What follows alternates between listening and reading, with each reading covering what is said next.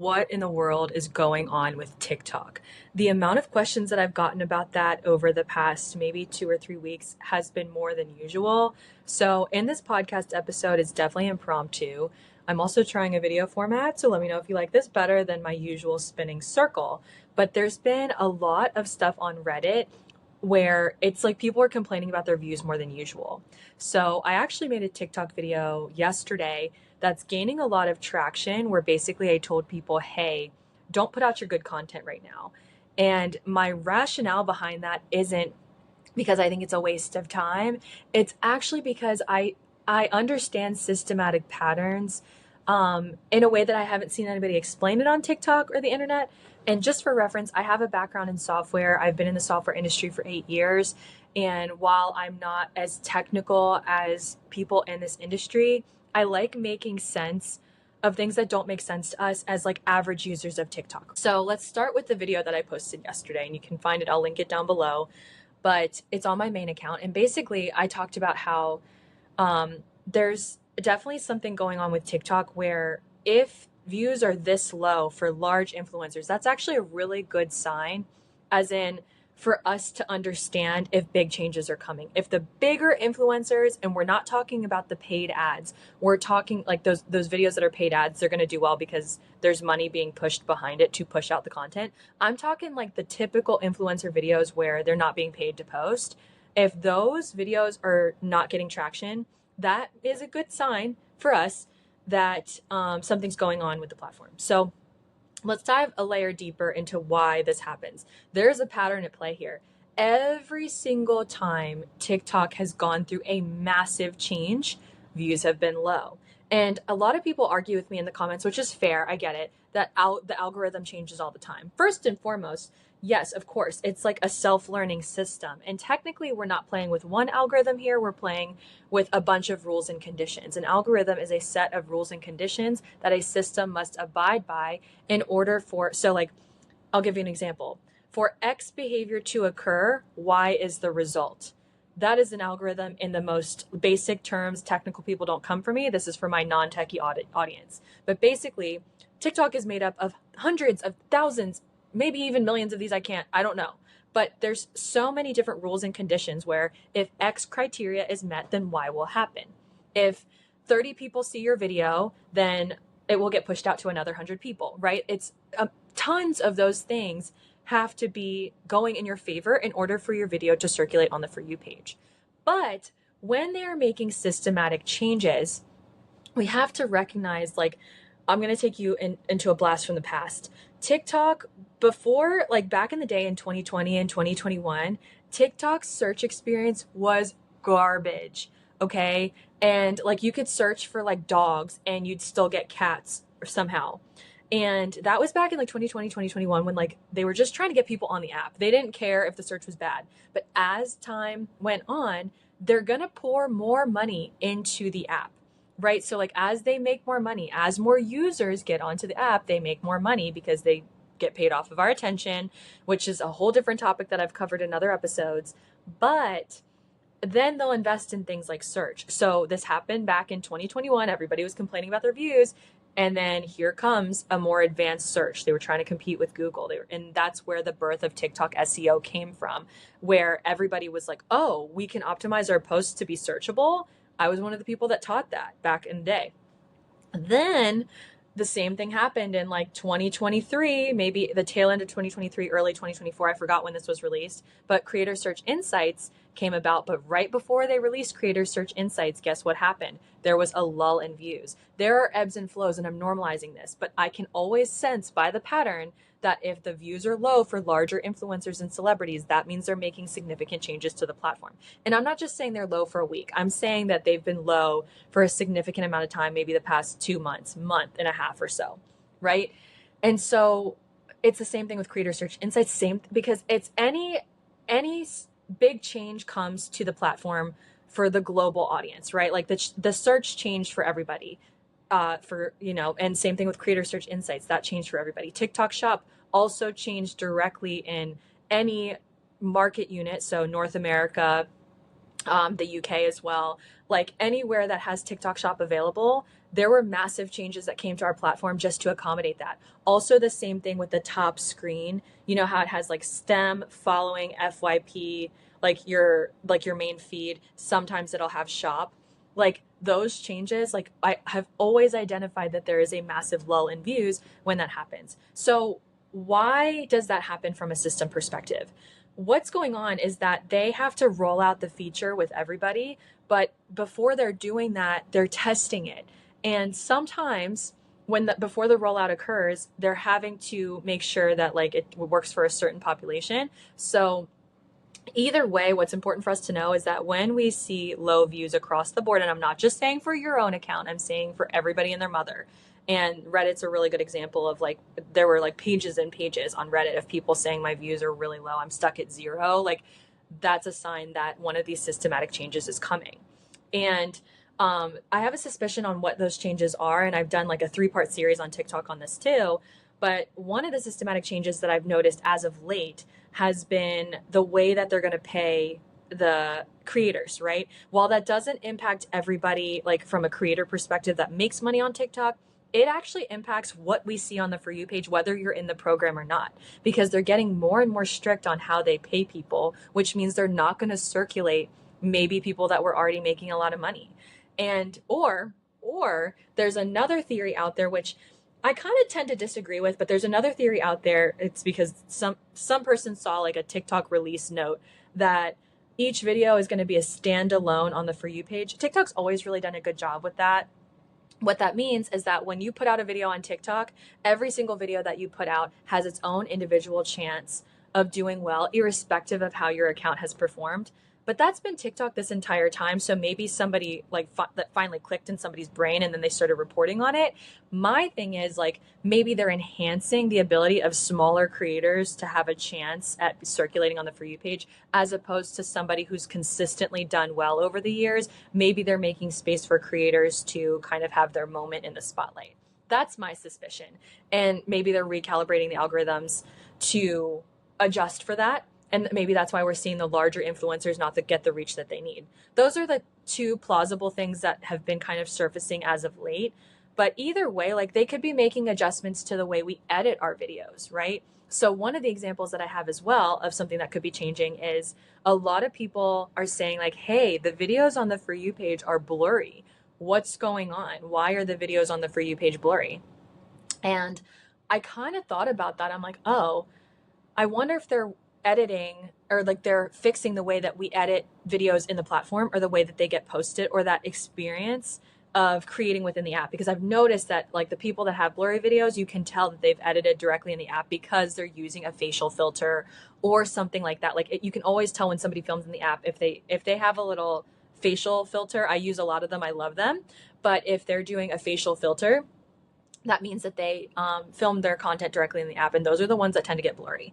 So maybe they're working on the experience of editing within the app to stay competitive. Then another thing, and I'm going to post another TikTok video on this soon, is CapCut videos are not getting prioritized on the For You page, or not getting recommended. Somebody will get an error message saying, hey, I used a CapCut template that TikTok recommended to me in the system, and it didn't. Then all of a sudden, like when I posted it, it said it wasn't recommended to the For You page. And you can get those errors. So for me, I think, to be really real with you, I think that I've always said this too, and I'm going to give you an analogy. Like CapCut, they're going to recommend CapCut because it's a sister company. But let's walk through the analogy that you're going to see a preview of this, because this video is going to go live on TikTok probably later today. But just because TikTok and CapCut are sisters does not mean they think or communicate in the same way. That's like assuming that they have telepathy and even if you are a twin, we can't always assume that telepathy is a thing. It's the same thing. Like you would never assume that sisters communicate effectively just because they have the same parent. So in this case, ByteDance is the parent and TikTok and CapCut are the sisters. And what do I mean by that? TikTok and CapCut are two different companies, but they get along because they're partner companies. And I've worked on the partnership side of things where like you do everything in your power to make sure that you're integrating with your partner companies as well as possible. But there's always going to be technical glitches when you go to work with, like, when the systems try to merge together. The best example of this glitch happening is when TikTok recommends that you use a template and then you're not eligible for the For You page. That is a system failure. You didn't do anything wrong.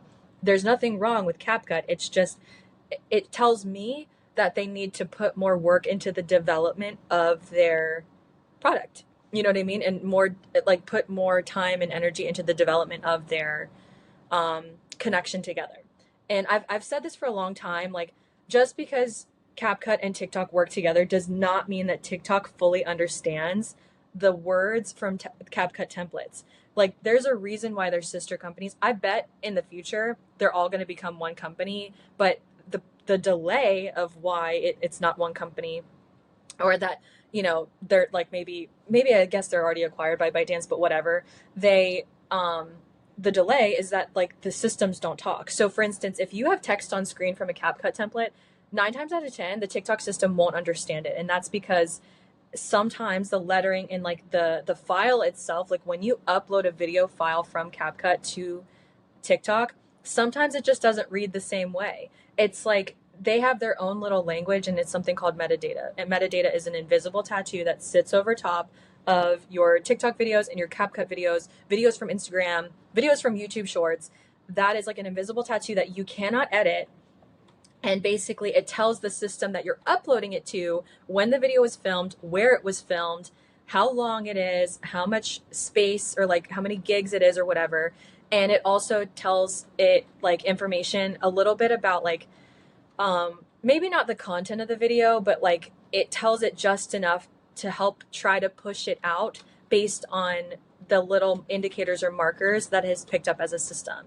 But with CapCut templates, you'll see that some of the funny ones go viral just because that's how it goes. But like, if you're thinking that editing in CapCut is one thing if it makes your life easier, but if you think that your text on screen is going to get optimized because of CapCut, it never will. The systems just don't talk like that unless these companies spend a lot of time in development work into making sure that your CapCut template is searchable. And I'm not talking maybe the templates, but like your CapCut content is searchable. Like, say you have a video that says, cats, how to feed a 12-year-old cat, right? And you made that in CapCut.